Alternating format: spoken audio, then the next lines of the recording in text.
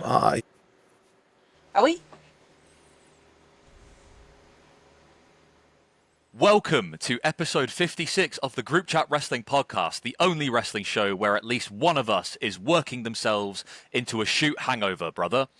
Someone else is refusing to job for hay fever, that's me, and the other's been awake since 4 a.m. thinking about the possibility of Brandon Cutler beating Zack Sabre Jr. for the IWGP title. We may be sleep deprived, dehydrated, and deeply regretting that 8th pint.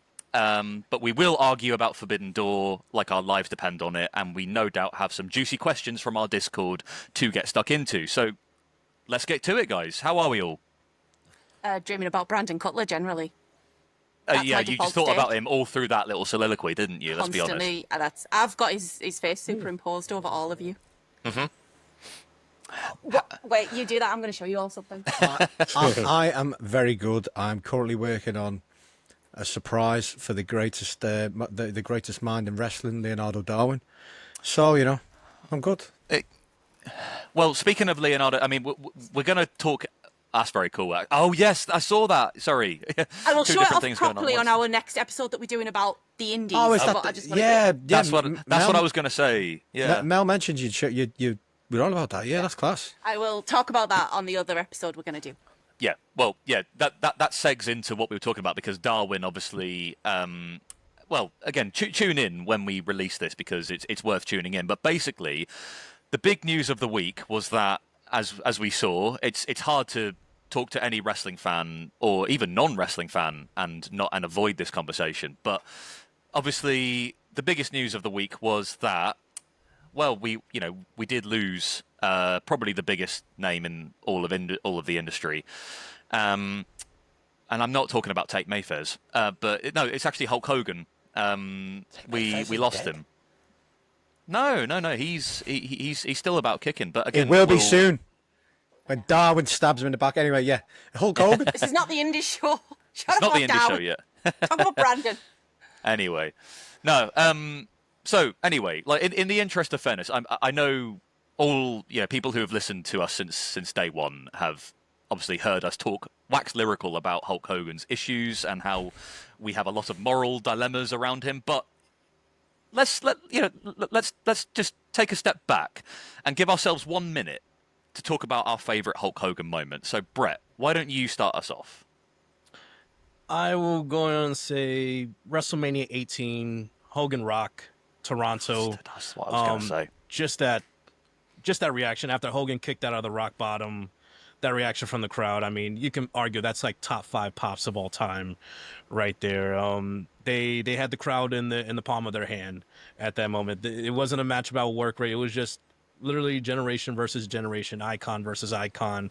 But the crowd made that match. We don't remember anything fondly about what happened in the ring between those two, but like I said, after the kick out, by Hogan, him hulking up, the punches, the big boot, the pop and everything, yeah, I'll give that as my top Hogan moment. It's weird, isn't it? Because when you watch it back, if you mute the crowd, it's actually really quite bad. Like, the match quality is really not that great. Look, to be fair, as much as the guy's a cunt, and he is a prick. We've said this enough, so I won't say it again. But he is a cunt. But like he probably had the best timing of anyone in wrestling history in terms of the crowd, managing that crowd by doing so little. Like, that's one thing you have to give him his props for that. He did. He knew exactly what to do to get with the minimum amount of effort to get the crowd at its highest. To the point where a couple of years ago, or whatever it was, MJF did almost a picture-perfect fucking impression of him for a couple of months. Yeah. But my favourite moment as a kid growing up, before I realised that heels were better and Hogan wasn't a very good face, was probably the Sergeant Slaughter feud, I think. Because I was a child and I actually, bought into this whole Sergeant Slaughter was actually an Iraqi sympathiser bullshit. It was great, and obviously it was good versus evil, and it was very good. See, I wasn't a Hogan kid, I was a Macho Man kid. So my favourite Hogan moment came a little bit later, and it was his match with Shawn Michaels. And I pissed myself laughing the entire time through. I know, because Shawn oversold every single thing. And I don't like to, I don't give Hogan a lot of credit, but a lot of guys would have had a tantrum and just fucking left. because it was so goddamn funny.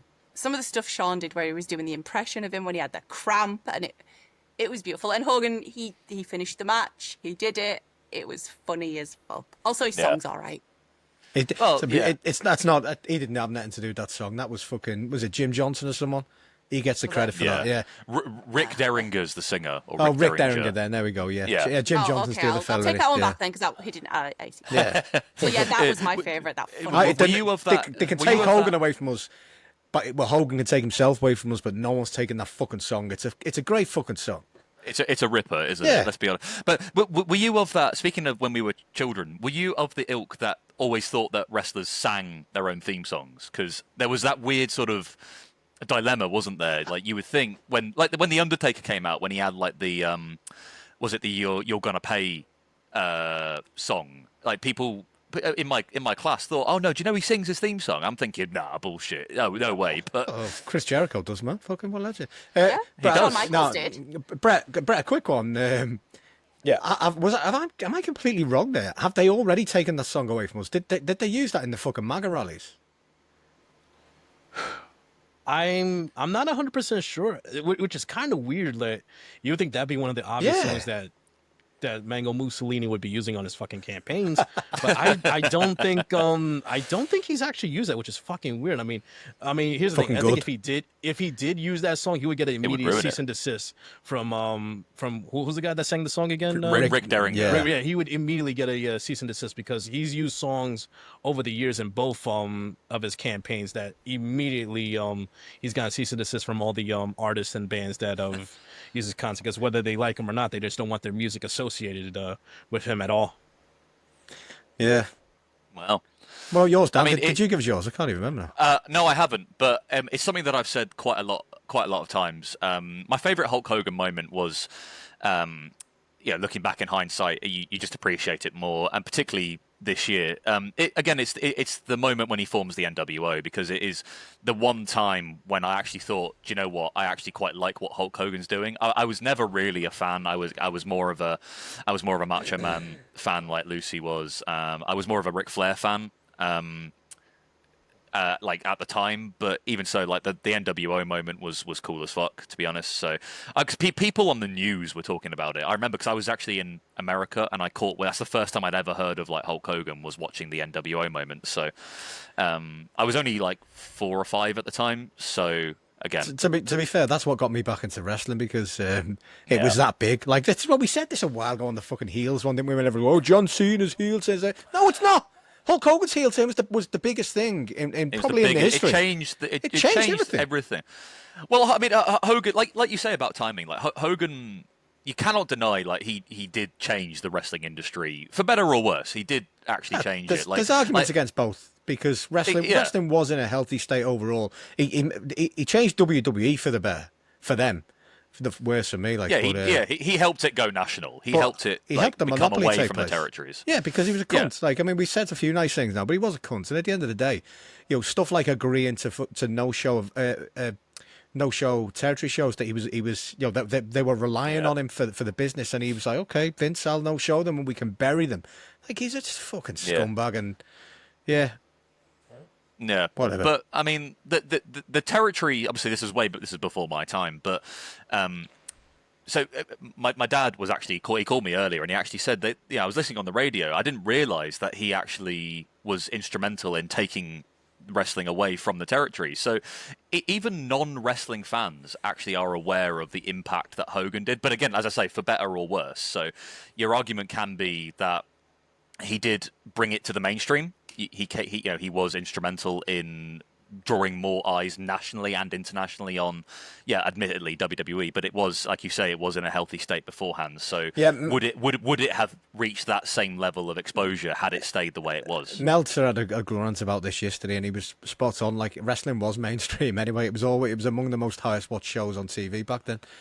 This whole idea that Hogan and WWE took wrestling from shady clubs and it's fucking insane. Like, if you could argue that the industry is in a worse situation now because of what happened with Hogan, but the WWE obviously would probably not be WWE without Hulk Hogan. Yeah. So You know? Especially from a British point of view, wrestling back there before the WWE was huge it was every Saturday morning people would sit down and watch wrestling. World of sport, it was wasn't something it? you would go to with your family, and it was like everybody would. Oh, wait, what are you doing? So, I'm going to the wrestling.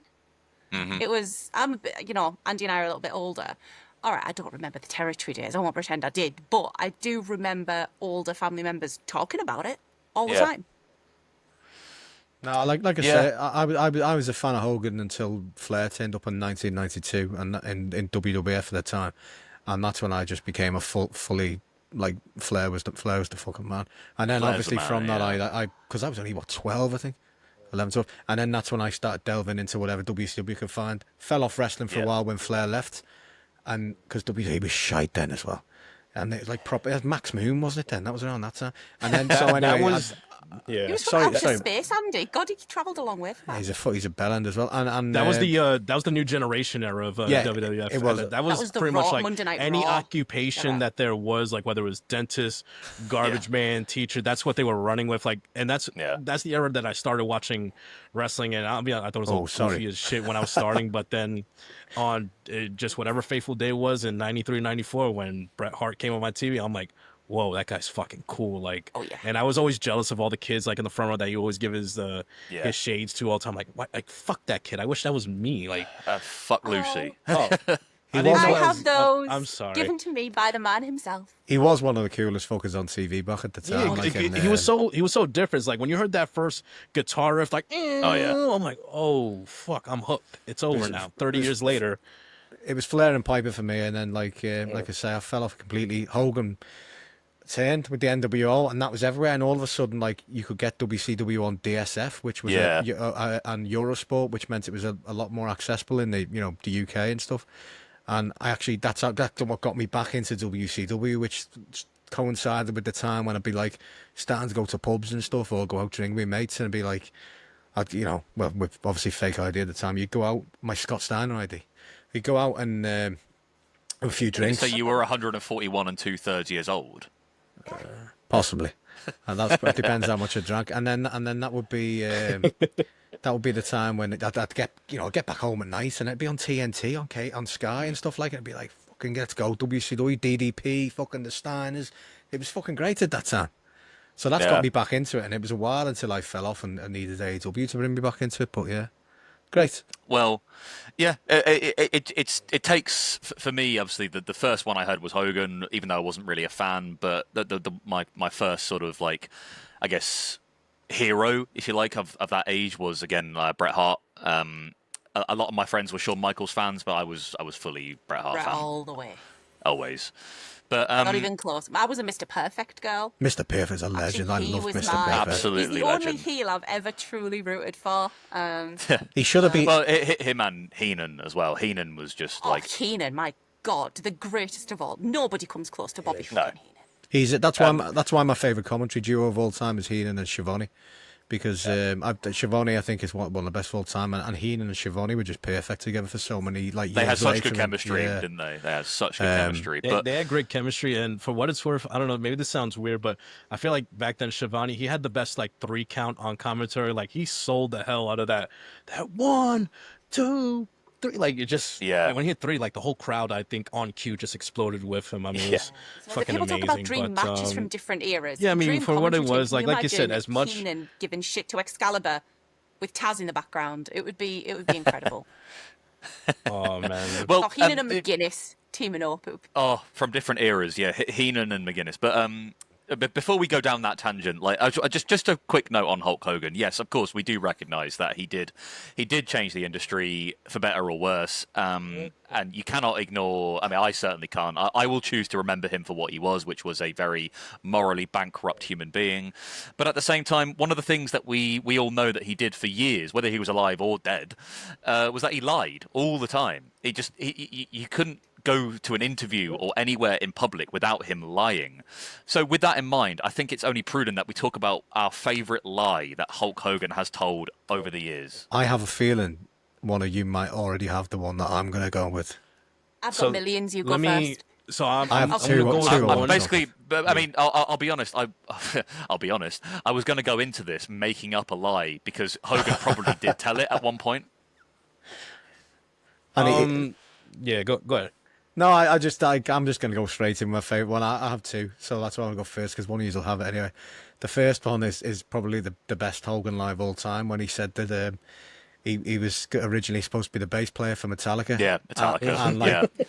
And it's just like, but he casually drops it in and then into. He goes, "Oh yeah, no, he's playing bands, man. If it wasn't wrestling, I was supposed to be the bass player in Metallica, but I had to tell him my wrestling was too important. I couldn't do it."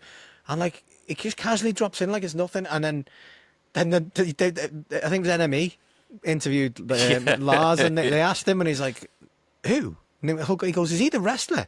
And they went, "Yeah." He goes, "No." He goes, "I've never met the guy." And like my second favourite one is I guess it's just a weird one, is when he was being interviewed only last year or two, and he starts talking about his brother's murder and how his brother was murdered, and he's kind of going into a lot of detail about how his brother was murdered by bikers and all this. And like, he's like really going into it, and how it sent him, into depression. He's very sad. And then they carry on with the interview. And a bit later he goes, so when my brother had an overdose, and he just like completely changes the story, that his brother wasn't murdered at all. He took an overdose. And he's like, so what the fuck are you doing? Yeah. It's mad, isn't it? Okay. Yeah, I mean, you could literally cherry pick them, can't you? I mean, but I think everyone's got one that I'm going to say, so I'm going to wait for you all to finish before I tell you mine. So whoever wants to go next, please take the floor. I was actually in a TikTok live the other night. We talked about this one. I forget which year it was. It was Undertaker and Hogan at Survivor Series, in that spot where I know what you're doing. Steel chair underneath his head, and Hogan immediately went to the back and was selling his neck, like, my neck. And for years, Hulk Hogan was like, Undertaker was like, oh my God, I actually hurt the biggest star in the business. He didn't find out till he didn't see the tape of it years later that Hogan's head came nowhere near close to that steel chair. So here's something to remember. Like, this was Undertaker when he was a rookie, basically, in the WWF. He had nowhere near the power or in the hierarchy that he would later soon claim in WWF. Can you imagine if Hulk Hogan, intentionally or not, was successful in getting the Undertaker fired? What would WrestleMania be today? Would it be at the heights that it is? Because I'm sorry, like, there is no streak, there is no crazy like reaction when he loses to Brock Lesnar at WrestleMania 30. Like, what was the point of you selling that fucking neck injury when your head was nowhere even close, dude? Like, you were Hulk Hogan at the time. You were the biggest star in all of wrestling, where Vince could have easily turned to Undertaker, like, you can't be putting our top star in danger, like, you're suspended, or he could have cut him right there. Because the Undertaker he was just starting off. Yeah, he was bound to be a big deal, but he wasn't there yet. I mean, you're getting the rub with working with Ric Flair and Hulk Hogan, but imagine the ramifications if that was it for the Undertaker right then and there. I actually did it. I think you know why he did it. You know what I'm saying? That might have been why he did it. I do know why he did it. He did it because he was trying to help us. He was trying to prevent us from having to suffer from years of mundane Undertaker matches and a dog shit streak that was the least interesting thing in WrestleMania for 20 years. It's weird, yeah. It was then wasted on Brock Lesnar. I'll die on that. But the streak was boring. It was the least interesting thing going, and they made it out to be the biggest thing of all time. His matches were shite. He'd have one good match every now and again with someone who's a great wrestler and dragged him to one. Yeah, Mick Foley could have a good match with me. I will give Undertaker this. 25 and 26 against Michaels, I think, were the two best matches. It's against Michaels, though, isn't it? Yeah, that's what I was going to say. It's because of Michaels. Yeah. Like, Michaels could drag any one of us to like a 3-star. Easily. Shawn Michaels could take this fucking strawberry squishmallow to a 3-star match if he was in the right mood. Yeah, well, if the Squishmallow didn't for a start, good match with Shawn Michaels. I was going to say, if the Squishmallow agreed to a 3-match series and then decided to duck out and only do the one. And then go over, then who knows what the match could have been. It probably could have been the funniest match of all time. Anyway, well, before we get sidetracked again, go on, Lucy. Yes, tell me your favourite. All right. I can't decide between two. One may or may not be a lie, so I'll leave that to the last. It probably is. Yeah. The absolute lie is Hogan inventing time travel. and having more than 365 amazing. The 400 days yeah. a year. Yeah, Like- I remember that one. That was amazing. I think he's got completely confused about time zones, or he's been talking to Scott Well, Steiner. Did someone actually pull him up on that? And he said, no, but it's because of the time zone. So I was literally wrestling in 2 days within. And it's like, even if he was, it's not possible. Because the time zone difference, you'll be flying anyway. You're not going to wrestle on a fucking plane. Now, if we're talking time travel, the only people who can physically bend time are the Outrunners, but we'll get to them later on. Yeah, Yeah, the Outrunners can, but they're so much younger than They don't Hogan. lie. Oh, yeah. They would never lie. Didn't happen back then. They would never They lie probably at all. taught Hogan out of time travel. Speaking Exactly. of the Outrunners What not was- lying, speaking of the Outrunners not lying, did you see on Twitter that Turbo said he's really the Beast Mordos? Yes, and then Jerry Lynn It must said be. Yeah, Jerry's that Beast can't be true because I'm the Beast Mortos. Yeah. I met Beast Mortos this weekend and I ran away from him. I'll We'll tell save you why that in for the other indie show. episode. Save it for the indie show. Yeah, my other lie from Hulk Hogan, which has not been confirmed to be a lie, is how he got his black eye at WrestleMania 9. Oh, We were told it was a jet I forgot ski. about Well, that one. Hogan claimed it was a jet ski incident. No, So many Outrunners wrestlers have did come it. out and said. I wish they did. That would be amazing. So many wrestlers have come out and said, no, Randy Savage twatted him. Yeah. So, yeah, that's because that's the one I want to be a lie. I want Randy Savage to have just hauled off and thumped him. Because that would have been fucking it's- hilarious. It was not a jet ski accident. It's Hogan. Yeah. So the odds are someone's going to have given him a dig anyway. So even if it wasn't Randy Savage, it was probably someone else. It could have been fucking Nails or the fucking It's Mountie probably or a someone. cue to punch Hulk Hogan. How do you get a black eye in a jet ski? It's like, you nutted your That's jet what I'm ski. trying No. to think. Like, You land in He- water, he- for God's sake, if you come out of it. Like, You've you done just- Did a he hit flip the onto a handlebar shark or something? No. In my mind, Savage. what was playing was when, in the episode Cape Fear of The Simpsons, when Sideshow Bob starts walking on the rakes, he lands on a jet ski and it twats him in the eye. That's the only thing that I can think of how you get a black Or- eye Was from a in jet a ski TV accident. show where he used to ride jet skis around. What was it called? Something Thunder? Thunder in Thunder in Paradise. Paradise. Yeah. Thunder in Paradise. Ah. Actually, that could be true, actually, the story, because he could have gone on the jet ski, like, hit something, gone over the handlebars, and Randy Savage was in the water with his fist Just up ready. waiting. And, like, he He's did just it. there. Jumped out of the water Yeah. like Mario punching I, a block. Oh my I think God, that that- could have happened, actually, yeah. I That's more choose to believe you, believable than a Andy. jet ski Yeah. accident.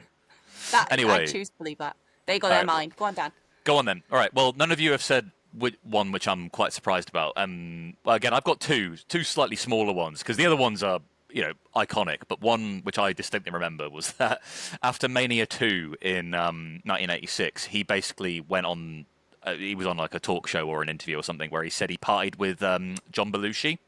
The only thing is I that John love this one. Belushi had died 4 years before that. That was, and the other one was of a similar level. Was when he actually said that Elvis Presley was a known Hulkamaniac. Yeah, I love it. They're brilliant. But Elvis had no idea who Hulk Hogan was. I think he's one of the few people on this planet to have never heard of Hulk Hogan. But yeah, unfortunately, it proves he can't travel back in time or travel through time because Well, he just said fucking Abe Lincoln or something, wouldn't he, if that was the case? he would have. He would he have was. said George Washington was a known Hulkamaniac. Yeah, Oh, Abraham the Lincoln. Roosevelt, the cool one. He'd have gone for the. Lincoln was a fucking wrestling fan just because of Hogan, apparently. That's probably what he'd. Yeah. He's, Anyway, do you remember his other one, though, before we move on from this? I can't remember the exact lie. What is all day? I know, like, we should actually do one on Hogan's list, but I can't remember the exact lie. But there was one where he said there was a Japanese wrestler he wanted to kill him, so the match turned into a shoot, and Hogan had to dig in and get it stuck in, and it turned into a real fight in the middle of the ring, and like afterwards all this Japanese promotion, I can't remember which one it was, what we were going to kill him, but Andre just stood there and there's about 50 guys, and he all went, oh. I don't Mike remember that Tyson one. meant But to be scared of Hogan as well. yeah, that was another Sure, I one. heard Like that he was one. supposed to have a match with Mike Tyson in WCW, but because he lost a boxing match, Tyson was scared of him, or something like that. I can't. And he used to throw random ones out, like he did one like literally months ago where he randomly into goes, oh, this one time me and Andre was sat in a pub and Andre had like 123 beers in half an hour. And it's like, okay, we get it. Andre's a big guy with what the size of him and probably his metabolism. He probably could have a lot of beers, but 130 odd beers in half an hour or something, it's impossible. Unless he's not literally possible. standing at the fucking urinal while he's necking these beers and he's just... It's just not possible. That is Oh, five. stop. That is 5 cases of beer. So I don't know like how you guys sell them over there, but a case Pints. of beer is like 24 bottles or 24 cans. 6 That's packs. 5 or 6 Okay. cases. Yeah, but of you've got to fucking open them as beer. well. And it's like that. These not good. Under a strop, he does a keg of Stella at the Oh God, Fucking yeah, hell. that one. But another one which we haven't talked about. I'll tell this and let's move on. All right, because then we'll be we'll here all move day. on because- But my That's a another lie. That's a Bully's Hogan lie. dead right now. Yeah. That was a Another Hogan lie lie. in itself that we were going to move on. Yeah, another lie was that he apologized for his racism because he didn't. Did he ever So- say that he was going to apologise? Not that I know. He was sorry he was Not that caught. I know. No. He said, he says, "I'm sorry you feel that way," or "I'm sorry because I got caught."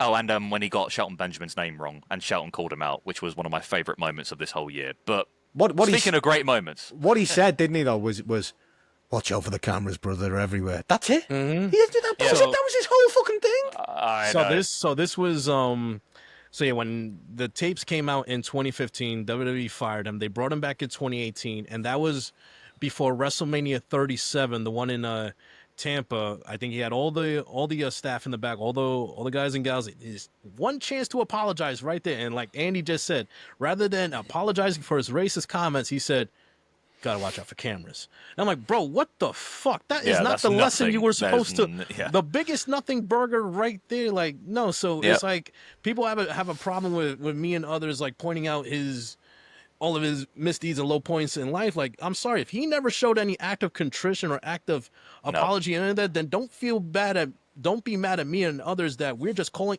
We're not, how do you say, I'm not celebrating his death. I'm not dancing on his grave. I'm just pointing out all the bullshit that he said he did and that he never took any accountability for. That's all it is. Yeah. It's one of them where it doesn't really matter who you are or what influence you had. If you can't find it in yourself to be like a decent person or actually atone for your actions and actually show some remorse, then I'm sorry, like you don't really deserve any respect, because at the end of the day he's no better than his next door neighbor who may not have the same level of like star power or notoriety as Hogan does, but that doesn't make you any better than them. They always say Yeah. you got to separate the artist from the person. Like you got to separate Yeah, from the Terry artist, from yeah. Hulk. Here's the problem: Hulk Hogan never separated Hulk Hogan from Terry Bollea. He was, whether it was in the ring, in Hogan Knows Best, Yeah. campaigning with Trump, and his Real American Beer. He was Hulk Hogan 24/7. He never separated the character from Terry. Well, he's not the only one. Let's not get it twisted. Ultimate Warrior was the same way. Ric Flair is the same way. yeah. A lot of these wrestlers. I mean, like Ric Flair. Randy Savage was as well, very much. Randy so, Savage, yeah. but at least like I mean, listen, he was just not on the level of like a Hogan, Warrior, No, or sure. Flair, where they're just like detestable I- human I- beings. Like just do I've crazy seen shit, a, I've seen a few interviews, and a lot of this came out in the Dark Side of the Ring stuff, where people were saying that Savage was actually different when people seen him outside. People who knew him said Right. he was different. Whereas like Flair's Flair, that's why his life's a fucking mess. That's why he's fucked, because he still thinks he's Ric Flair. You know, I mean, there's Yeah, videos that's why leaked he's all shitting the. himself in bars. Yeah. That's when you watch out for cameras. No, it is. That's why you That's don't- when he's arguing with people because they refuse to serve him because he's fucking wrecked and he's about fucking 80 and he was told by doctors if he carries on drinking he's going to die, and he's Yeah. trying to The get bartender doesn't want to kill Yeah. him. Let them do their job. and he's trying to This get is them it, fired yeah. for it. Yeah, All I this know. stuff with Hogan, I've seen people say, you shouldn't say this. This isn't the time. It's mean. He's got a family. Don't say that. Understandable. But if just one person who shares his beliefs, sees this, sees the backlash he's getting and thinks, is that the kind of legacy I want to leave? Yeah. Is that the sort of person I want to be? 100%. At the Yeah, end no, of the I'm day, not going to lie. at the end of the day, his family fucking hates him anyway, so we might as well just move on. Yeah. You could just say nothing, but somebody that thinks like him might see all this and reconsider. We can only hope. We can only hope that is, that the world and the conversations that we have are transparent enough, and so that people who identify a certain politically, socially, economically, actually listen and think, do you know what? Actually, maybe there is another side to the you know- world that I need to consider, and actually, maybe I need to live outside my glass chamber a little bit. Life is very simple. You want to be remembered fondly in a good light after you take your final breath in this world, then Don't do what Hogan did. Don't be a union busting prick like running to Vince McMahon and ratting out Jesse Ventura right before WrestleMania 2. And it's proven. It's documented. Vince was under deposition for the steroid trial. Jesse Ventura sent his lawyer to ask him right then and to find out how did he find out about Ventura's trying to unionize. Yeah. And on the stand, Vince said Hogan came to him and ratted him out. So as much as good as Hogan has done for the wrestling business, you can make an argument that one decision by Hogan fucking over Ventura, trying to unionize the wrestling business, where unfortunately every year it seems like we see some wrestler who wrestled along with Hogan or in the same era is doing a GoFundMe or a fundraiser to raise funds for medication, for doctor's appointments, or surgery that they cannot afford because they don't have guaranteed benefits or Medicare or any sort of health plan. That's because of Hogan, because no one has tried to unionize the wrestling business since then, because they saw on the larger scale, Vince snuffed that out. And Vince told everyone, if you go to that meeting with Ventura, you will be fired. You will not have a job the next day. So, like I said, you could go ahead and praise Hogan for all the good that he's done for the wrestling business, but don't get mad at me and a lot of other of us in the IWC who are rightfully just calling out all of the bullshit. Like I said, his union busting, his racism, his racist outburst that he never apologized for. Like you said, he only apologized because he got caught, and then when he had a chance to apologize, he tells everyone to look out for the fucking cameras. Like, dude, he never showed an act of contrition or an act of regret in his life, so why the fuck should I feel just because you are no longer here on this earth, that does not absolve you of your past sins? That's not how it works. Also, I'll just say as well, I haven't seen many people like dancing on his grave. I've just seen people saying, "Oh, he was a cunt." Like, no one's celebrating. I've not seen people actually fucking, it's like fucking Thatcher's died and people are celebrating. Like, people are just being like, "Oh, he's a cunt." You know, it's like... No, exactly. People like to cherry pick, but they were also... again, it's that whole IWC rhetoric where the same crop of people, the very loud, the very sort of boisterous, very vocal minority of basically right-wing, ultra-right-wing people, basically calling out anybody for expressing an opinion that actually mirrors something like Hulk Hogan should be called out.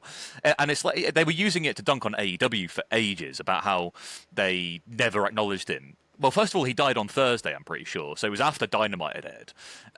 It was well after.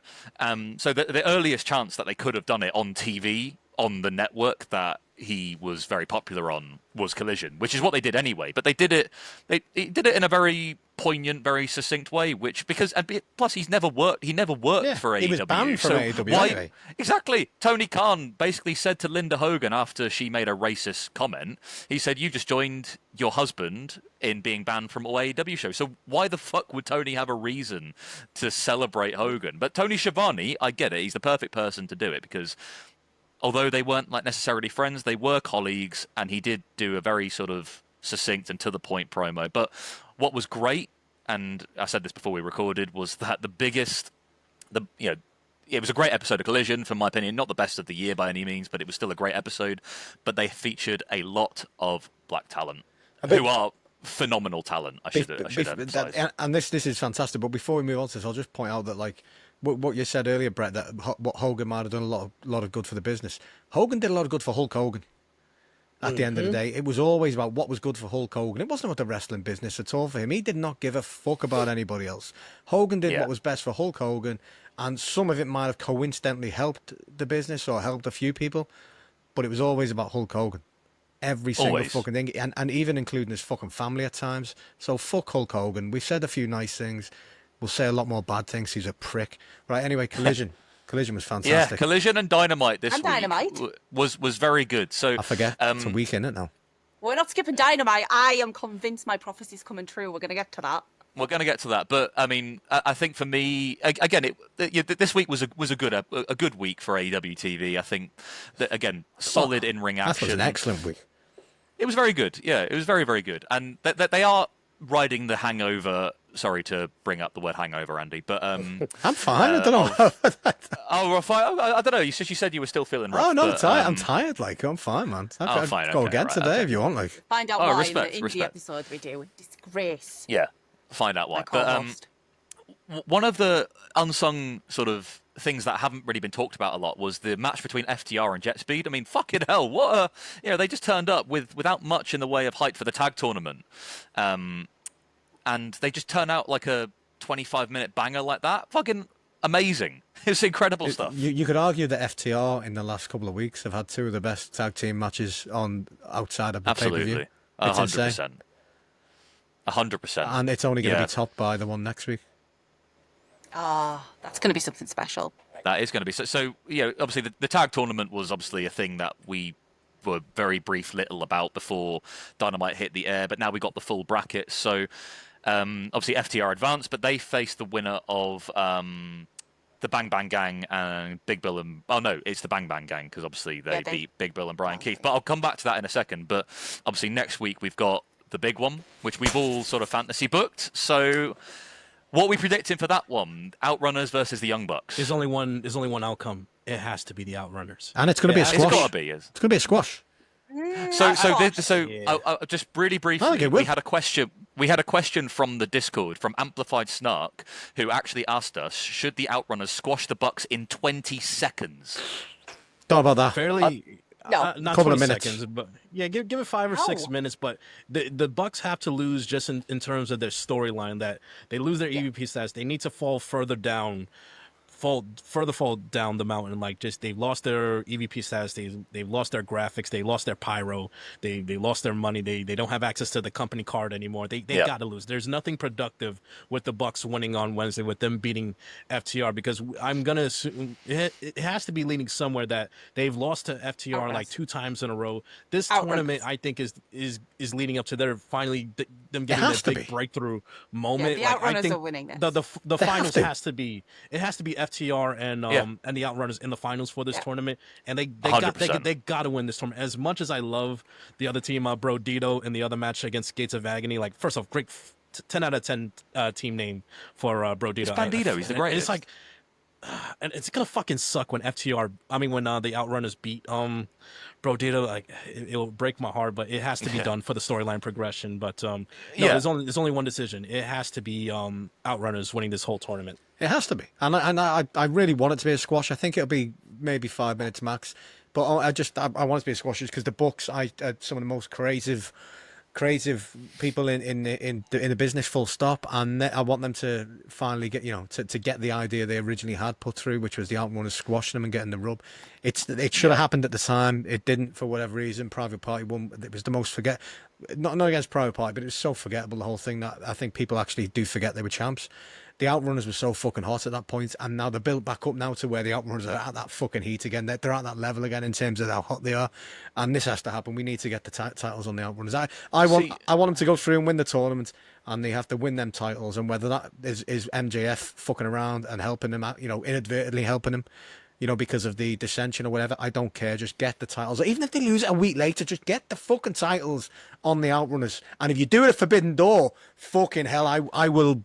I don't know what I'll do. Oh, God. Please don't do it at Forbidden Door. It will be insufferable. Before we move on, I want to just quick point about the tag team bracket. How do we feel that there are no tag teams from New Japan, CMLL?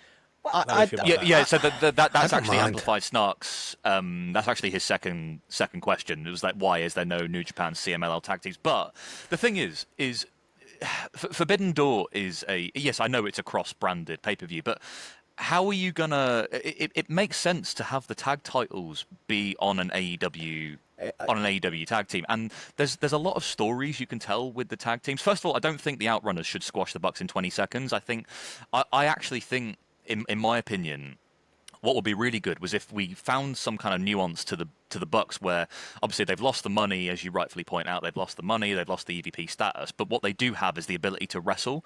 That no one's taken that away from them, and then I think they should push the Outrunners to the limit and lose, and then it becomes a crisis of confidence thing where they're like, look, do we have to leave to find out who we are again? But no, the wrestling is what keeps them there, and that's how they start building themselves back up again, and people start eventually garnering a bit of sympathy for them. But I think it should be a competitive match. Personally. I'd do that down the line against somebody else. I'd have them put someone else over you really would least expect it after the Outrunners beat them, like whether it's the Workhorsemen or something.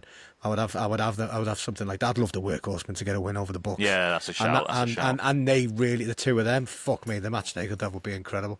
On the Forbidden Door tag title thing, I think they have to, don't they? Because otherwise, it's like last year when it was Swerve. It's a foregone conclusion otherwise, and I mean, it's not gonna. The only way that would work is if you did have like inter-promotional belts, because I don't see anyone from outside of AEW winning any of the AEW belts, and I don't see. It's one of them. All that a New Japan to play. Well, first of all, the New Japan's got the G1 at the moment, so a lot of the tag wrestlers are in the G1. The timing's kind of fucked there, isn't it? And the CMLL have got the Grand Prix, so the timing probably doesn't really work out that well. But anyway, I think the finals does need to be an AEW tag team going against the Hurt Syndicate in Forbidden Door in London. Imagine the Outrunners coming out, because they're really popular over here. They're really popular everywhere they go. Where are they not popular? When are they not popular? Yeah, that's what I said. Where are they not popular? When are they not popular? Oh, okay, gotcha. All right. Any year in the last fucking 30 years, the Outrunners are popular. That's it. Well, they've sold out the Silver Dome. They've wrestled in front of 120,000 people, brother, and that's not a lie. Lucy, what are you predicting for the Outrunners in the Bucks? All right. No, they're not going to squash them. No. We're not getting an Outrunners. But as much as I love the Outrunners, and I do think they should win, no, I want to see a little bit of development from the Bucks and I want them to use this match to do it. They try and wrestle like EVPs again. Maybe they go for the EVP trigger and they hesitate. Maybe they do some of the flashy shit, and it costs them. They're trying to still be the EVP characters without the EVP title. That's what costs them the match. And for that, we need a good 7-8 minutes. I think it needs to be longer. I'd go with longer, but at least 7 or 8 minutes, so we can get a little bit of miscommunication. You need to get a competitive match out of them, because the Outrunners, like the match with FTR was, but for argument's sake, I think it's probably the best Outrunners match, like bell for bell. Every match is great, but I think at least in the last 8 years or so, it is. Yeah. So I think the Bucks one has the potential to be even better. It's a different type of match, like less old school, but more kind of creative, if that makes sense. So I think you can really start to get some support behind the Outrunners, and going into the tournament and them. I'm not sure Brody are going to win, because I would never bet against the greatest of all time, Bandito, but I think the Gates of Agony have got something going, and I think the Outrunners beating them would be a real, again, coming of age moment. It could be. Ricochet losing his shit. Yeah. But I think Brody King is one of those ones. He's not afraid to put people over, unlike one of his old stablemates. But I think the Gates of Agony could be establishing themselves as a bit of a new heel tag team. But them against the Outrunners, probably on Dynamite next week or Collision next week. Yeah. Andy looks pleased with himself. What is it? Truth Magnum has already reused this joke, but if Jerry Bakewell's allowed to reuse jokes, Truth Magnum can. Oh, okay. Truth, don't know if you're watching this, when you beat the fucking Gates of Agony, you can say something bad about Ricochet being bald, and then you say, "Sorry, I received my comment." Oh. That's it. He used that. Let me down. He used that on Simon Miller, and it had me in. I spat me coffee on my keyboard. It's genius. Simon Miller's an honorary outrunner, apparently. Yeah, that was when he receded his comments. This bald bully, as the only person on this podcast at the moment with hair, I'm the only one standing up for the poor bald. I've got loads of hair, just not on my head. I've got loads of hair on me. It's under this cap. From there down. From there up, I have hair. I'm going to keep us on track here, no matter how many times we recede into the ether. That was Jerry Bakewell. It was too it was too close to the last time. It was too close. Yeah. So the other tag teams in this tournament, obviously the Bang Bang Gang, obviously Colton Gunn is injured. So we had Juice and Austin going against Big Bill and Brian Keith, but.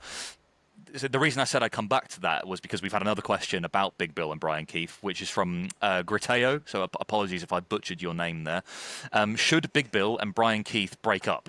I see a lot of potential in them, but not in a tag team with each other.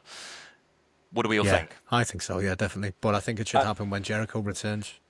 Yeah, so, I mean, I wouldn't do it right now. I think wait until Jericho comes back with Judas, because that needs to happen. Yeah. And then again, I probably would have done this last year because Big Bill was getting like some real momentum No, and then have them they should break have. away. I'm surprised Brian Keith wasn't on the All In card as well, even if it was just on like the pre-show because he is from Texas. So I was a bit surprised at that. But yeah, I feel like they've only got a certain amount of legs as a tag team. But I think if you are going to split them up again, you need to have a concrete plan for them both because It's gone too long as it is now. It should have been done ages ago. But yeah, I would wait till Jericho's back. Personally, I would have Brian Keith be at fault for something and have Jericho come back and be pushing Big Bill to, beat the shit out of him. Brian Keith lead that way, and then have Big Bill eventually turn a little bit down the line. Maybe be reluctant in his, attack on Brian Keith, and then because I don't want him as a tag. I don't think they've got legs as a tag team. It's run its course. It was good for a little bit. The tag division, as we talked about last week, the tag division is really stacked right now, and I don't know where Big Bill and Brian Keith fit into that. The tag division can survive without Keith and Bill. But listen, if they do split, it brings us one step closer to the. I know what you're going to say. One step closer to the know what you're going to say. That AEW needs. We got Hangman back as a face. Bandito is a number 2 Wrestler of the Year candidate right behind him, and we get Brian Keith. Like, I don't know what you call him, but just full-on cowboy outlaw, whatever, the new age outlaws. I don't know what the fuck. We'll think of a better name in the future, but I need a trio of those 3 at some point, at some special episode of Dynamite or whatever. I know exactly, Like, oh my God. Just imagine Bandito does his thing. They all do the 3, like, if someone's in the middle. Yeah. Ricochet I love Ricochet, but Ricochet has to be the one in the middle, just like, what the fuck's going on here? Like, I agree. I think, well, speaking of split tag teams, we had a really poignant moment on Collision, didn't we, with Max Caster and the Open Challenge. It was answered by Anthony Bowens, and we predicted this for a few weeks, haven't we? Who said it first? Who said first Bowens was the heel? I said this fucking ages ago. Yeah, you did. He's been the heel from day one. Day one. But who else felt a little bit emotional for Max Caster whilst... Yeah, because I did. He's the face. I felt really bad for him. I He's actually a baby felt face. myself... Yeah. He is so pathetic now. He is so pathetic and tragic and pitiful. I'm actually starting to find him attractive. That is how much of a sad loser Max Caster. In fact, there will come a day when I do not have an appropriate T-shirt for a discussion, but today is not that day. I'm taking this bloody red hot jacket off because I'm sweating my tits off, and you all get to bask one more time in the glory of there the it is. Acclaimed.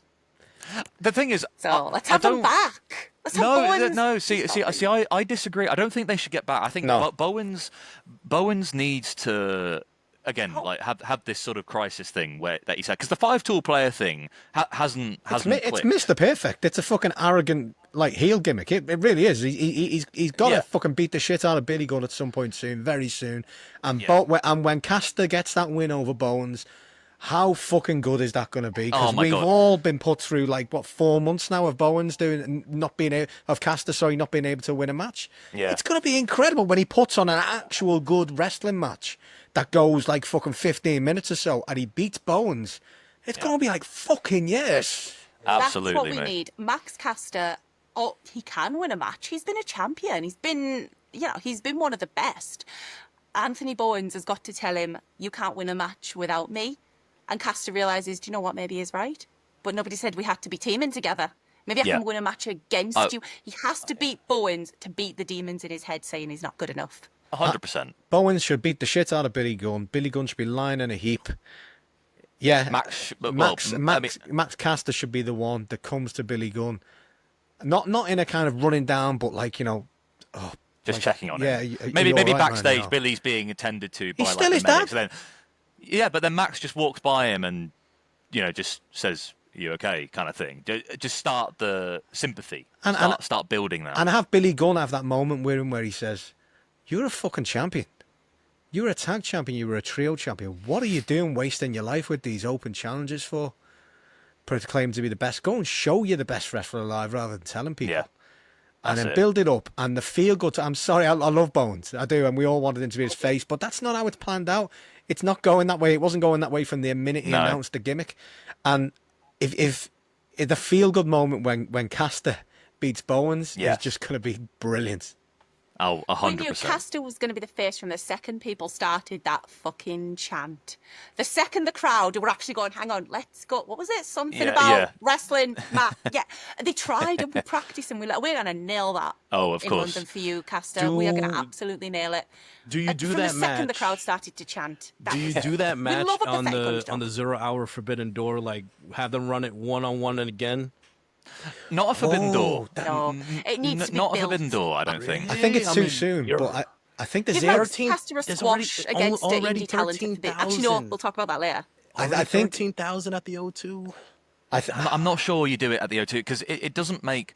It's not the right time or the place. I think it needs to be. Where's Max Caster from? New York, isn't it? He's from Long Island. Yeah, He's from yeah, Long do it Island. there It then. needs to be in New yeah, York same then. as MJF. Whenever, needs whenever. to be in And New Caster, York. it's Max Caster's birthday on Thursday. Same day as mine. Oh, My respect. claim to fame is I share the 31st of July with Max Caster, the greatest wrestler alive. My birthday, bro. The best wrestler alive. Happy birthday, Max Caster. Happy birthday, Max Caster. We can't wait for that moment. But I And would, Lucy. yeah, whatever. So I would definitely go with a Long Island, show. Even if it's a Dynamite main event, whatever. I don't care. Just do it. And I like what you're saying, though, Brave. It's on a 0, and no one's expecting that. Everyone's just expecting another Max Caster loss, and that would be a in huge my- fucking shock, man. In Well, my I think opinion, on a 0 hour, probably not. But maybe if you do it in like the QT Big Show slot where Max is doing an open challenge and everyone's like, oh, okay, well, we got a bit of a break here. But then again, do 5 minutes. He gets the win right before the main event. It'll get them pumped for the main event, I reckon. I think we need to build to his win. We need to see I it think, coming. yeah, but it People shouldn't are be gonna a forbidden waiting door, for in it. my opinion. It's too soon. I think it's you too need soon. You need to do it sort of at a time and a place that makes sense, probably in his hometown. Billy and Bowens have still got stuff to do. I hear the whole hometown thing, but then I'm just thinking of like just the reaction because the reason I brought up O2 because right at this moment there's still something like over 13,000. Then you got the following month you got All Out in Toronto, which is going to be a sellout. I mean, once we get the Cope and Cage match, whoever they wrestle, it's going to be I think an instant sellout once they start announcing.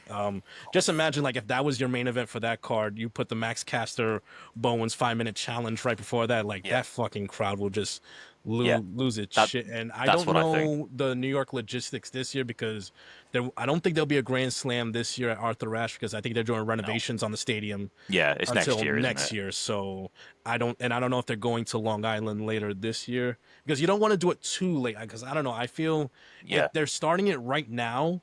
So you would have to wait, maybe October, November. Yeah. You got to find the right time. Too soon now. I think in the autumn, in the fall. Yeah, definitely. Yeah, I'll But, give you all out. Yeah. But all before we move on there, though, Yeah, because yeah. like the way we always do tangents and stuff. What like you see at the moment, I can't put my finger on what's going to happen with MJF and the Hurt Syndicate. Who is going to be the face at the end of all this? I think the Hurt Syndicate are going to out faces, but what if it's MJF and the Hurt Syndicate are the heels, and MJF has a word with Caster? Hangman. Yeah, I it mean, can be, yeah. it The can only be after person that. Caster's ever That's loved it. other than himself. He's the only one he'll listen to. If MJF That's a good tells him shout, so, actually. or maybe if MJF just has an angry rant at him on the side. Yeah. What are you doing, you But pathetic no, piece of 'cause shit? Caster has Because Caster has that's how the ditched MJF. MJF Hangman feud kind of kicked off. Was MJF was in the ring, but Max Caster was running from Hangman, and he got in the ring, and MJF says, "Get out of my ring," and that's how Hangman and MJF came face to face. You know, that one. Caster has turned away from MJF. He said, I don't Yeah. love you anymore. MJF laughing at him, being a dickhead to him, that could do it.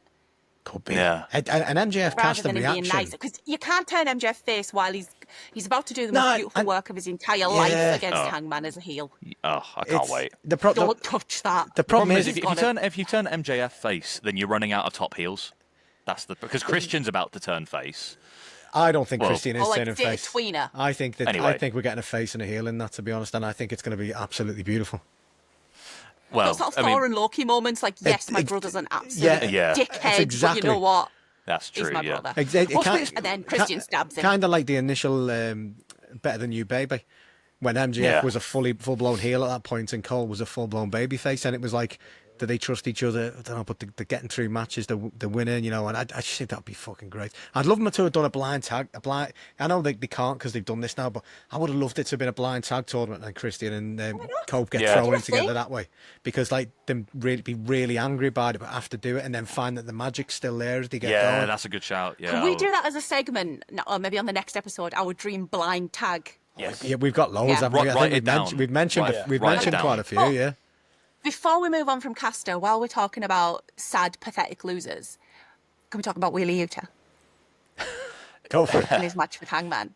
Because who said that Hangman needed to be the one to bring Yuta away from Mox? When he was holding him by the chain, he said, "They're not coming for you.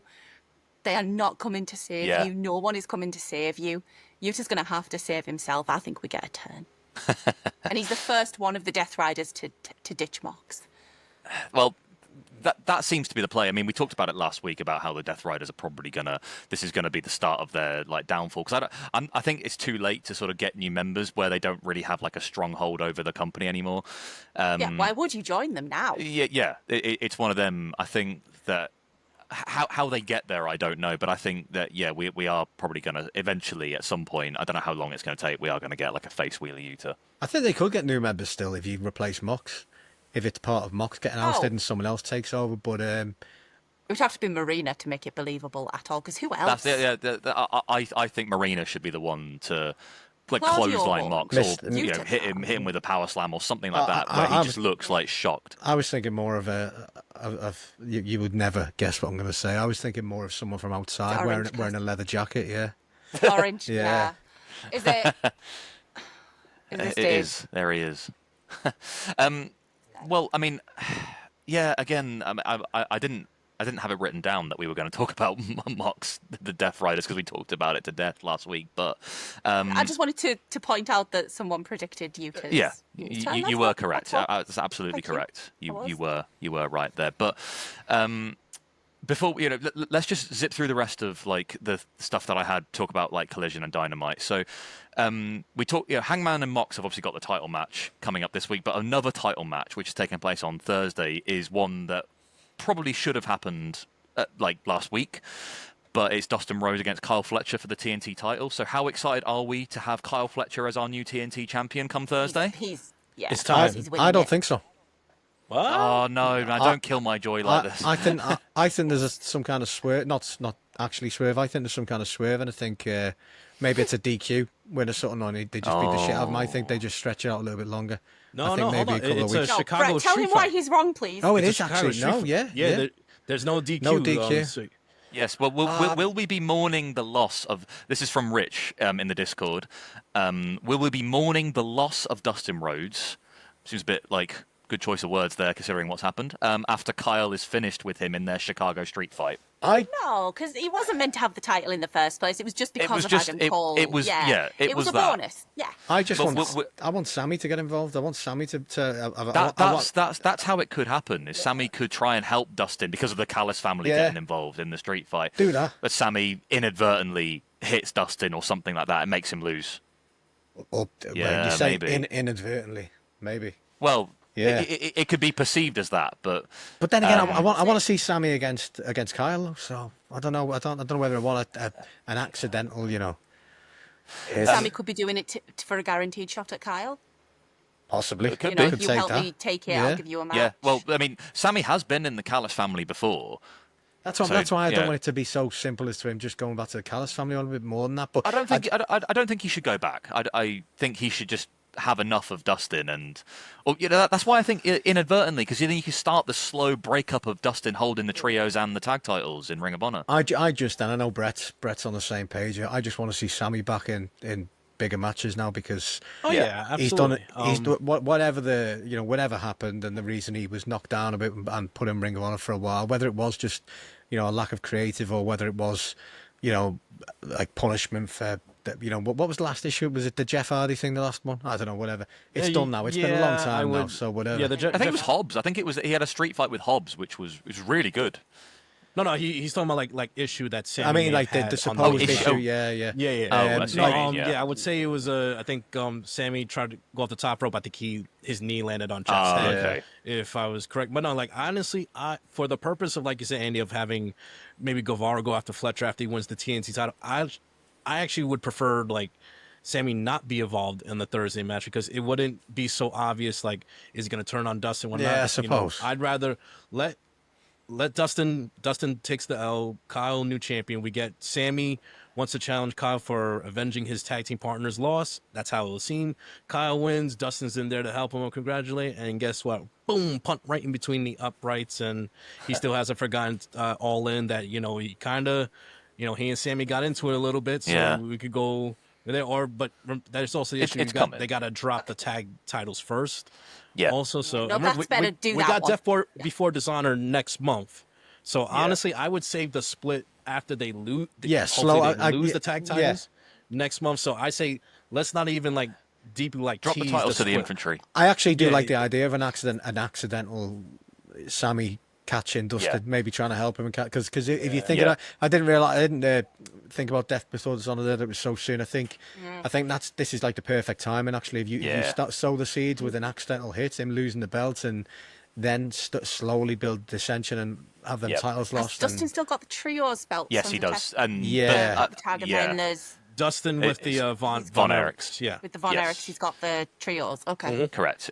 So just tying on to that, we'll tie on to this. But as long as he doesn't get also. No, just to say, as long as Dustin doesn't get beaten so badly that he ends up in hospital. Well, that's what I was going to ask you. I got they that. Are real. This is what I was going to ask. Will we get Griteo again? Asks. Will we get a run back of Brody Lee squashing Cody Rhodes with Kyle Fletcher and Dustin Rhodes this week on Thursday? Do you reckon it's going to be another Brody Cody moment? I think it should be. No, I think let Kyle the have fact a that it's bit a more street of fight time says to to get me his probably win not. in his moment. If it was like a straight singles match, probably I would think it would be better. But if it's a street fight, I'm not convinced. I think it'll be more competitive, like the Outrunners and the Bucks. I think it'll be more a competitive match. I think if he's losing to Kyle, then I think it should be a squash. To be honest, I don't know. Yeah, because Kyle. Not in a Let's be street honest. fight. Dustin's Kyle's a street leagues fight ahead. guy. In wrestling, maybe, but a street fight, I don't think Kyle should be squashing Dustin in that. Maybe that's why I don't think it will happen. Maybe it's just going to be tough guy. Dustin has Kyle beat. Dustin showing heart and that kicking out a few times and things. I don't know. Yeah. Things like that. Dustin let needs Kyle to earn his win. Dustin needs to be wearing that crimson mask at the end of the match. Like, I think he fucking will be. Yeah. And you listen. I would put 95% odds that Dustin will be running the blade that night. Yeah. Without a doubt, it's a Chicago street fight. Of course he will. He'll He bleed. knows Kyle will bleed as well, probably. That's why I think it'll. It'll go 20 odd minutes. It'll be there'll be a few near falls here and there. Sammy comes out, tries to help Dustin fend off the Callis family, but then his actions end up hurting Dustin, and then he loses the title. And then over the next few weeks, you start the slow sort of breakup. I think so. They lose the tag titles to the infantry. Because they deserve it. Like the infantry are fucking sick. This last year, they've just were they always this good, or have they just really improved? I think it's a mixture of it's a bit of column A, a bit of column B. I think they've always been good, but I think we've not seen them as much. I think it's that. I think that's what it is. I think it's just exposure. They're getting more exposure, and people are starting to notice them a lot more. I would personally would stick to and that's just again my own personal bias. I'm a big fan. I would stick the titles on the out. No, I wouldn't stick them on the Outrunners. They're getting the AWTV. I would stick on the Workhorsemen. I fucking love the Workhorsemen. They're sick, aren't they? JD Drake is one of the best wrestlers on the planet. He's fucking incredible. Definitely the most underrated wrestler on the planet, I'd say. He's incredible. Well, He and Henry are, I feel like, as far as like perfect mixture of teammates, I feel they complement each other like so well. And if and when we get the matchup in the future between the Workhorsemen and the Outrunners, that's going to be such a fun. Well, they had it on matchup. Ring of Honor. They had it on Ring of Honor. Yeah, I think I haven't seen it yet. Yeah, I have to check that out. It's excellent. It's actually fucking excellent. I wouldn't expect anything less. It's yeah, of course, considering who's on it. Yeah, they're fucking. But if you put a title in the mix, it's going to be special. They're fucking brilliant. Well, speaking of tag teams, sorry, it's a good segue here. Speaking of tag teams, we saw the debut of a official new faction on Collision. It's called the Triangle of Madness. So, first of all, and this ties into a question that we have from Shill Bill Will American bookers ever get good at naming stables? No. What do we think Weird about Sisters was right and there. Rich also asked, what about the Triangle of Madness? What do we think of them as a stable, and what do we think about the name? I like the Okay, stable. can I- Don't like the name. I love the stable. The name leaves a Weird lot to be Sisters desired. was right there, or like the Coven, or name? Daughters of Darkness, Sisters of Sin, anything. Faction. So someone made a good point actually Triangle about of Sin. fucking It might be madness. trademarked by Capcom, but I All don't right. know. I don't know All right, about well, that. Weird Sisters then. There's three of But them. didn't they say they said it in the promo? They said the Sisters of Sin, didn't they, or something like think that? it Someone said it couldn't on use commentary. it. That was so much better than the Triangle of Madness. But I think that Aminata had a great name for them, and that's what they should have went with. What was it? Was it raggedy ass bitches or Spooky. something? That's what they should have called it. Because what was it she said? She said I would have beat those raggedy ass bitches, but not with when Yeah. Megan Baines Well, there. It makes it a bit harder, something like that. I was going to say, like, but God, Aminata's Queen, incredible. She's fucking Queen ace, isn't Aminata, she? she came out with selling the mist in the eye. So, and then that same day, she called Chris Statlander daddy. So maybe Yeah, she is this kind the of theory that she is going a bit Julia's mad, Mist- a bit loopy. No. Have you not seen the theory that that Julia's Mist actually turns women gay? That is what the mist actually does. Because every time they get misted, The mist doesn't they get a always little bit work sapphic. because Willow Didn't got work on misted, Willow. didn't she? Yeah. I think you have Willow's to too you pure have of to be heart for any yeah. I was sort going to of say you have to be original pure of mist. heart, Yeah. don't you? Yeah. Yeah. Willow Well, doesn't count. Willow is if a Care Bear wished to be human. Nothing to Willow should help her. Willow can get that any of that mist that's taken on. She can get it out. She can will it out with her. Yeah. I mean, let them so let Aminata and Stat have a little bit of something first. Like, yeah. give them a minute. I mean, Aminata's I trying don't her know best here. I just want to see Aminata and Tekla like week after week because they just have really they just beat the shit out of each other and it's awesome.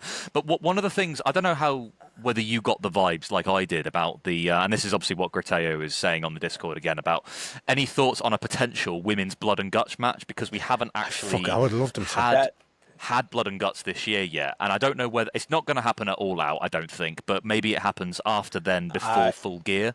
I told its own show, Blood and I Guts to me. told you guys where Yeah. perfect place for it to happen in November. Now it could happen in November Full Gear if you do it before SummerSlam War Games but it's always been a Dynamite special. Like I said, you do it a week or two before Dynamite because remember Blood and agreed. Guts and I War think Games so. are That's a basically great the idea. same match. But for the women, specifically for the War Games match, all the characters are right there. The heel team is already set. You got the Triangle Madness with Megan Bain and Penelope Ford. That's your 5 on the heel team right there. You got and then for the faces, Aminata, get Willow in there. Hopefully, if Willow and Stat are back on good terms, that's 3. Do you get both Ty J in there? That's 5. So that's 5 on 5. Harley Cameron is right there. I wouldn't have There's a started it. lot of ways you can go on the babyface You want to side. put Stat in there? No, I would because I think it's. I don't want it rushed this whole Stat Willow thing because it was rushed last time when they basically turned a face overnight. I would like to see this given legs and breathe a bit. I would like that to be the moment when it's the old whose side is she on moment if she comes out to kind of help or attack Willow or whatever. That should be the moment when we're actually like fuck what's she doing, who's she going to go for? Yeah. Well, And that's then what I'm saying. she Like can if make they a choice. Yeah. Well, see, Put if they do Harley it in my Cameron time, like I said, if they do it like in November, because like I said, they're not going to do it next month, Forbidden Door, September, All Out. We don't know the status with October and November. But like if they do it, let's say in November, that's 3-4 months from now. That's plenty of time. That could I be think, the- for them. Yeah, for them to tell the story. But what I mean is, I want the unpredictability at that point in Blood and Guts of who's is Stat actually going to help Willow or not, or is Willow even going to want to help or accept the help or not? I think there's more they can do then because unless you're sticking Stat or Willow into a title match anytime soon, then I want them to have a meaty story to get stuck into. Although I wouldn't say no if they are in the title shot at that point because they should be. We need a I women's agree. title feud after Athena. So Yeah. I think if you're not going to do the tags where they're like the first sort of reluctant tag team champions, then obviously Blood and Guts is a great place to like maybe further that story. So maybe they're on the same team, but like you say, when Stat comes to the ring, she doesn't actually fight. She just beats the shit out of Willow and basically writes her out of the match so that the baby faces are basically 2 members down. And then on the babyface team, do you know who I would have returning? If she's assuming she's healthy, is Jamie Hayter, because she still has a bit of revenge to get on Tekla. So having a babyface team going into Blood and Guts against the 5 heels that you mentioned would be Jamie, Chris, Willow, but they get taken out like during the match, Aminata, and Harley Cameron. I think that's a great sort of story you can tell there. And if that is the match, Thunder I think it's already a far. No, down Thunder Rose is conclusion. injured. Yeah, I'll say if you have that match, if that is the teams, Sky Blue is getting thrown off the cage.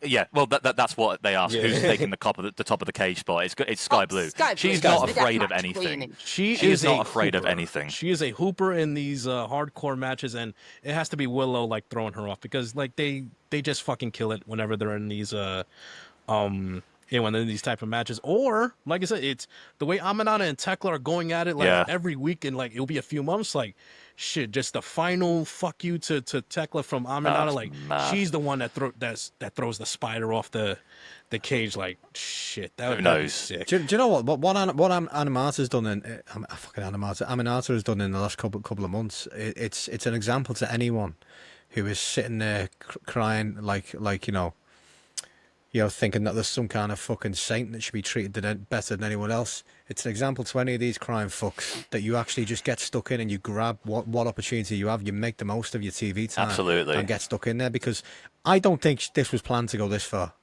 But she's I think they realised. Yeah, she's gave Tony a fucking...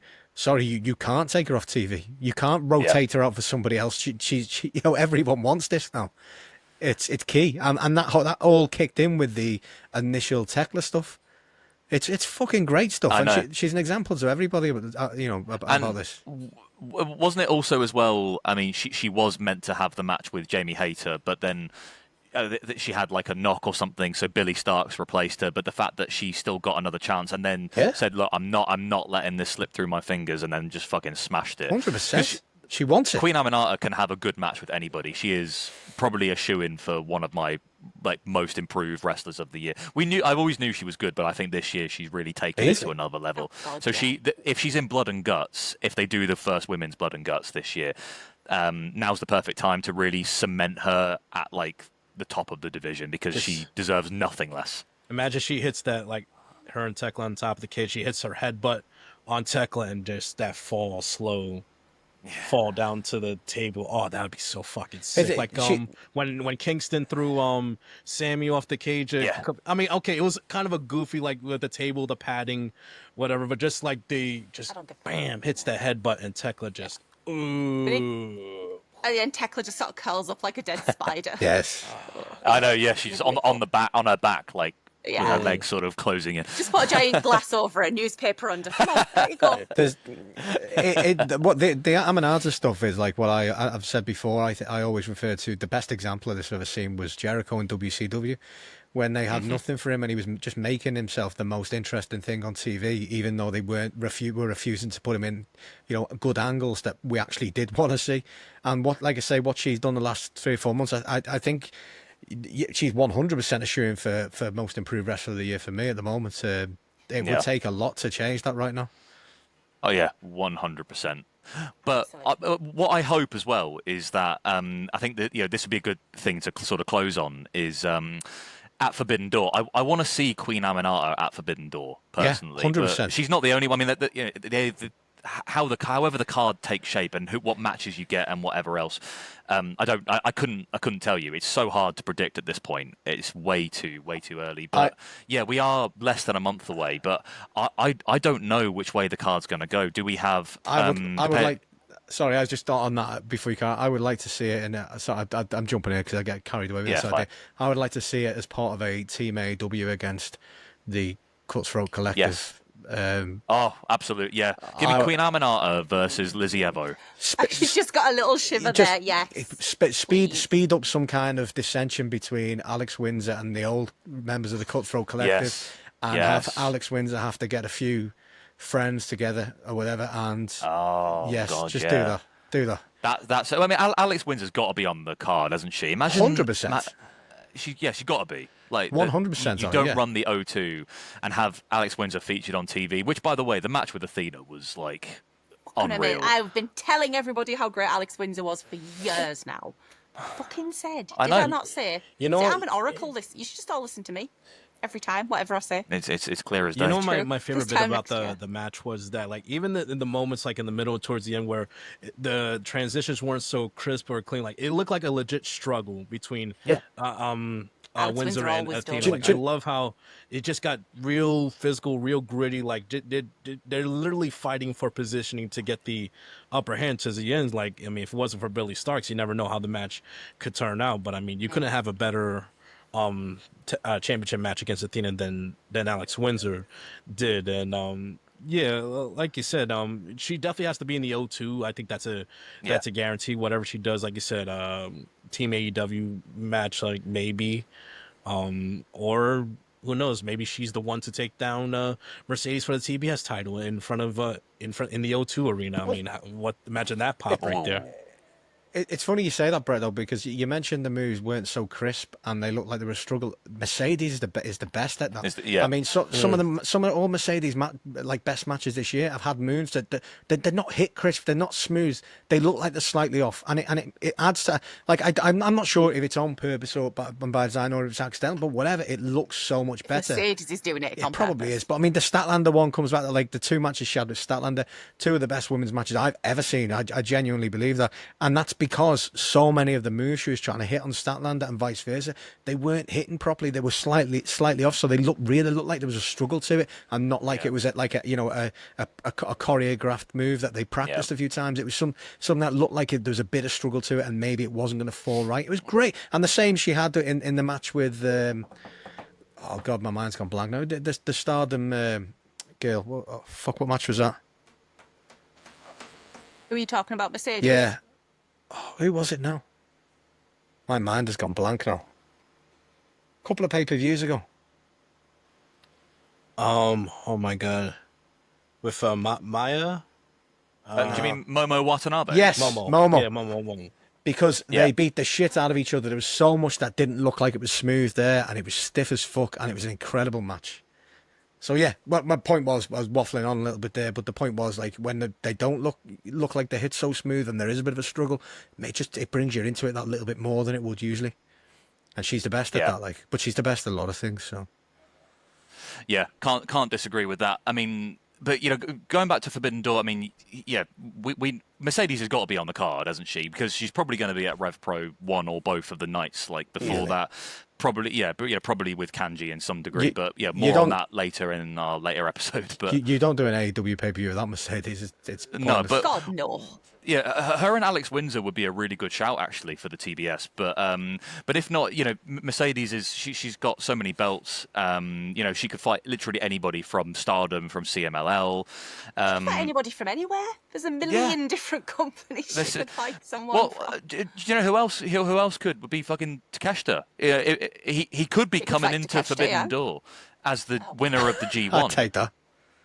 I mean, he could be fighting Zack Sabre Jr. for the IWGP Heavyweight title at the O2, for all we know. Now, here's a question about that. So, like, I know the winner of the G1 gets is it automatically that they get the title shot at next year's Wrestle Kingdom, or it's a guaranteed shot whenever? Remember, Zack did it early to bring it back. He did, actually. He did it. That was in October, wasn't it? Yeah. They can choose. But imagine if Takeshita decides, you know what, I mean, another question actually just was, what are his chances of winning the G1? I think, well, right now he's got 6 points in his block, and he's lost one match, but I think the other, there's only two people ahead of him. So, and his next match, ironically, is against Zack Sabre Jr. So there is every chance he's winning, coming in as the winner. I think he's in with a real shot of winning this. If he wins this match, he wins the whole thing. Well, Gabe Kidd's dropped out of the G1 in his block, so that to me suggests that Takeshita's next in line, because Gabe Kidd's not going to win it, probably because they're saving him for Forbidden Door. I hope he's not like too injured or too banged up. Maybe it's just a precaution that they're taking him out of the tournament, because obviously it is in the UK Forbidden Door. But yeah, give me Takeshita and Zack Sabre Jr., man. If Gabe Kidd is injured, Forbidden Door, Drilla Maloney. Ooh. Is he a big enough star to have a singles match? Are we fantasy booking Forbidden Door? Come on, then. No, I wouldn't be saying. I'd say in some kind of tag match or 4-way or something. Drill Maloney, go for it. Late replacements, for the fucking War Dogs main man. Robbie X. I'd have Robbie. Yes. I'd have Robbie No, that X in one's there. fair, Robbie X. I'd have Robbie X in every pay-per-view. Go on, he's fucking incredible. I think he's one of the top 5 Top wrestlers 10 in the world. Robbie X. Top 5 for me. I think You it could is. argue top 5 and I wouldn't call you a liar. Well, again, I think it's a bit early to predict the whole card, but for the sake of listeners, like we'll leave you with something, just like a little bit of fantasy booking. So, why don't we all go around the room and just decide our ideal fantasy dream cross promotional match? One men's match, one women's match. Why don't we all just spitball some ideas? Whether they're realistic or whether they're just like dream concepts that will never happen. Should we just do realistic ones, or should we just go pure full dream matches? I don't mind. Go for whatever. Ones that can happen, but Ones that can have happen. Theoretically yeah. So, happen. but basically, people that have been in Rev Pro, people that have been in CMLL, and people that have been in Stardom and Can New I go Japan. first because I Japan. instantly know mine? Go. Yeah, cool. All right. Okay. Go on. Men's, I want a Max Caster Open Challenge and I want Luke Jacobs to answer it. That's a After good seeing That's shout. only We'll because of the talk about it weekend, on isn't our it? other That's because of episode. the weekend. You want that. After what he fucking For the did 10th this time on this weekend episode, in tune in to the TNT. next episode. Yeah, to see my amazing free hat that everyone should be impressed by. I'll be wearing that. Luke Jacobs answers Max Caster's Open Challenge, and it's a murder, an absolute murder. So yeah, that is that's my a good men's. shout, that one. Women's, I want Tekla versus Sapphire Reed. Oh, that's a Radioactive good shout. substance, uranium on a pole. Oh, that's toxic versus radiation. I like that. Toxic That's a versus good shout. radioactive. That's a really good I'll idea. I think they would be incredible together. I'll go next if that's all right. And there's a bit of Go on. there's a bit, maybe a bit of Rev Pro bias here, but I want Lizzie Evo against Mercedes. I have no idea how we get there, but that's the match I want. And on the men's side, I want the Outrunners again. It's not going to happen because they're going to be winning the tag titles, but I would like to see the Outrunners against Young Guns. Oh, that's a good shout, that. Brett, what about you? I would say I'm not expecting you to know too much of like the Rev Pro guys, so any kind of cross promotional dream gonna- match, I'm gonna New give you a Japan, whatever. I'm gonna give you. Sorry, a Robbie X Ricochet. Fuck, why did I fucking throw that yeah. one in there? Sorry. hell, You Robbie can't X have more Ricochet, than I've changed one. my mind You again. can't have more than one. Sorry, Brett. We'll all have Robbie X Sorry, Ricochet, Brett. please. No, it's all good. No, Simon Miller Ricochet. I want balls. Stop it! Like- Stop it! You're not allowed more than one each. Okay, fine. I'm gonna go with my men's and women's. I'm gonna go fantasy cross promotion. I know obviously you can't have it, but just for the sake of it, one that I, in a perfect world, would have. I would go Brody King versus Sheamus. I think it would be a 10-minute of like just beating the shit out of each other. Like it would. I feel like they're perfect, just opponents for each other. Like they would. You know, I always fantasize about a Sheamus run outside of WWE. Like him in the G1 would go fucking crazy. Like, you know, I know. he's just he's just a brawler. He's just like there's nothing cute or beautiful way he doesn't ring. Like he's right hand, left hand, knees, kicks, and all that. Him and Brody would tear it down. And then another men's real quick. Takeshita and Drew McIntyre would. That's a good one. Two. We go. But mine's a All right, fantasy. I'm gonna do two then. Yeah. All right, fine. But as far as just one women's real quick, oh my god, Athena versus Io Sky would be amazing. Like those, That's a good shout. Say Yeah, what you Io want is about fantastic. WWE. The women are killing it over there. They're what's keeping WWE afloat over there. Their women's division is freaking amazing. I think Io is the best over there, in my opinion. And her and Athena would go fucking insane. Oh, but All right. Before you carry on there, Brett, on Sheamus, I do remember when his contract was rumored to be up, and we all said how much we would love to see him in Japan. Just do a run in Japan for a little bit, and then go back to the Fed or whatever he wants to do, because it just would have been great, man. He's perfect for that. Right. Well, okay. Well, I've got my. I mean, I've said this before. My men's one was, again, it's a little bit biased, but it bears repeating. It's MJF versus Zack Sabre Jr. because I think MJF is so criminally underrated in the ring. He can have a really good technical match with absolutely anybody, and there's arguably no better opponent for him in that regard than Zack Sabre Jr. But you know, we all had two. You know, you said Robbie X versus Ricochet after, and you know, another one which I've just thought about. Why the fuck not? Will Ospreay versus Leon Slater. for the men's. Why the hell not? That's Just- more impossible than any other one, though, really. I mean, yeah, but Leon Slater is still appearing in Rev Pro here and there, but Yeah, no, he was recently in MJF North. and Zack Sabre Jr. That's true. MJF and Zack Sabre Jr. because it's realistic. It could feasibly happen. That at could, Forbidden Door. definitely, yeah. So it's just one of those guilty ones that has just never. I've always thought why I don't really know, but it's one of those ones I can't really explain. But for the women's side, hell, yeah, again, who do you pick out of the vast amount of like really talented women on like in Insane, isn't it? Stardom? It's mad. But I think if I had to pick one right now, gun to my head, I would pick Jamie Hayter versus Lizzie Evo. Because just the sheer amount of banter that you could have with them two. Lizzie Evo is one of the best in the world. Jamie Hayter is one of the best in the world. I hope that obviously we get to see her at Forbidden Door. Because I'm not sure the match has ever happened, but again, it feasibly could, depending on how you structure it. But again, nothing's impossible. So again, a bit of an underrated one, but again, you could literally pick any one from the top women from AEW and literally any of the Cutthroat Collective. Like, yeah. You can just We'll make have a magic tag happen. match as well. Go on as a then, treat. really quickly. Yeah. Can I have Julia Hart and Sky Blue versus Holly Barlow and Lana Austin? You might get that at Pro No. Wrestling Eve the day Friendship before. versus friendship. You're not allowed it. Lana Austin said no. Well, I'm having it. She said no. I've got it now. She said no. You might get it at Pro Wrestling Eve. You never know. She said- Friendship versus Lana Paul. She said we have to dub any reference to Holly. so Serpentico Chased then. me on Saturday. She chased me into the ladies' toilets. Oh. Lana Because you're Austin. going on about Holly Bar You know, all the what's a time. perfect No, it's match. because of the that- shit. I'll tell you that story. You know, you could do a perfect match like with Holly, with Harley and Lana. Like you could do a tag team match. But how about this? Holly and Willow versus Statlander and Lana. No, I like that. Americans say Holly, it sounds like they're saying Harley. I like I like that, it. Brett. I like that. Two I like it, but friendships Holly you're trying to would repair, never like- attack Lana. would She would never It hurt would- It'd be like the Lana. Golden She- Lovers when Kenny and Kota were on opposite teams and they just spent the time holding hands and gazing at each other. That would be. Well, Lana would attack her though.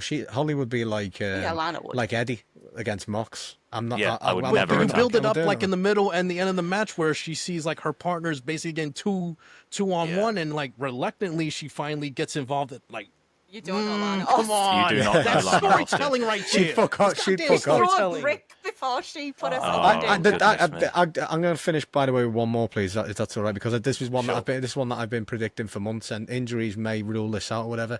Hopefully not. But Will Ospreay, Michael Oku, I felt like this was possible because the way Will Ospreay was pushing for Michael Oku to be on Forbidden Door a couple of months back, he was very vocal about it, and I was thinking that is a match that we know is one of Tony Khan's favourite matches of all time. Ever. I was there and I saw him up on the balcony watching that. It was incredible. We know It we was- know he loves Michael Oku. We know he does. What yeah. if- Oku's on a losing spree at the moment. He's doing a put people over tour. They're Yeah, off. yeah. Well, more Imagine on a that. mirror. More on that later for the You know 20th what? time. I'm sorry. A mirror Just with before we AW's wardrobe budget. Just before we end this segment, like this one just literally came to me because I'm looking at my Twitter feed, like, oh my god, Nikki Blackheart versus Chris Statlander. Like, Yes. I Yes. just Good sent shout, you guys a yeah. clip in the group chat. Like, She's fucking we talk incredible. about Okada. We talk about Okada's dropkick. I'm just sent you guys a clip of Nikki I've seen it. Blackheart's I've seen it, dropkick. mate. It's It's incredible. fantastic, isn't it? Holy shit! Like, Yes. the elevation, the power, Ridiculous. Woo. God, and listen, I'm sorry, just my heart.